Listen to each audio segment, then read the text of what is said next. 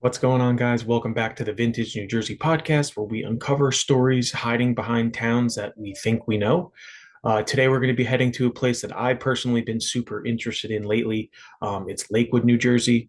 It's a town, that's associated with traffic, construction, and rapid growth. But once upon a time, it was basically like the Palm Beach of the East Coast, if you can believe that. Long before these mansions and golf courses, Lakewood started as like a rural village in the woods, and their main kind of industry was iron.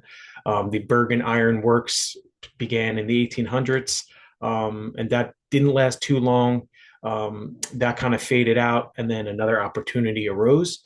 Doctors felt that the pine-filled air could help cure all different kinds of respiratory illnesses.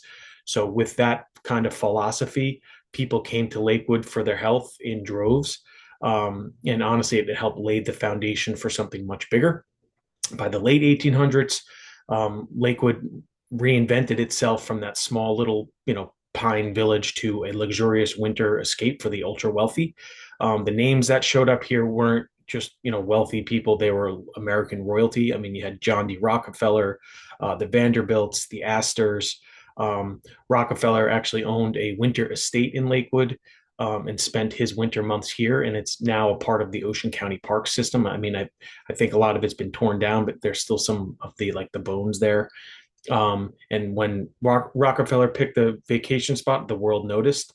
Lakewood then honestly exploded into a full-fledged resort town. There were, tons of grand luxury hotels like the Laurel and the Pines, which is right behind me.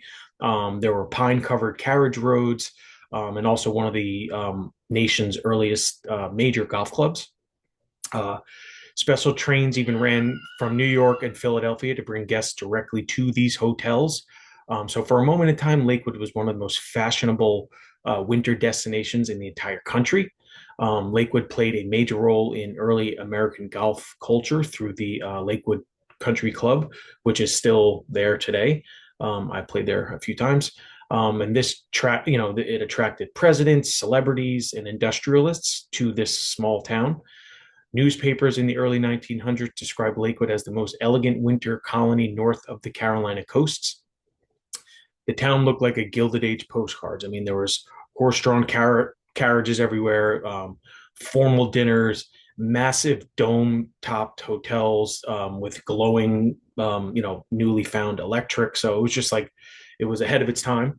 But by the 1920s, times were changing. Automobiles were becoming, way more popular, and people would honestly rather go down south to like the Floridas rather than to stay in Lakewood. So with that being said, a lot of these luxurious hotels kind of just went under, and closed its doors permanently and were demolished. So like this glamorous era of Lakewood kind of just faded away. But Lakewood was about to reinvent itself again in a completely, totally different direction. Starting in the mid 20th century, especially in the 1960s, Lakewood became home to what would now become one of the largest and most influential Orthodox Jewish communities in the entire United States. I would say, like, honestly, top three. A major catalyst was in 1943, Rabbi Kotler started a small yeshiva here or there in Lakewood, and then it evolved into one of the world's largest centers for advanced Torah studies. So, as that yeshiva grew, so did the community around it. Tons of families moved to Lakewood for just mainly religious life, education, and a strong sense of community. Businesses, schools, and entire neighborhoods expanded to support this newfound growth and appreciation for the town. Um, Today, Lakewood is known nationwide as a major, major center of Orthodox Jewish life, a modern identity that sits on top of its Gilded Age foundations. It's honestly one of the most fascinating transformation in New Jersey history, I feel. So, when people think of Lakewood today, they might focus on this rapid growth and the Orthodox Jewish community.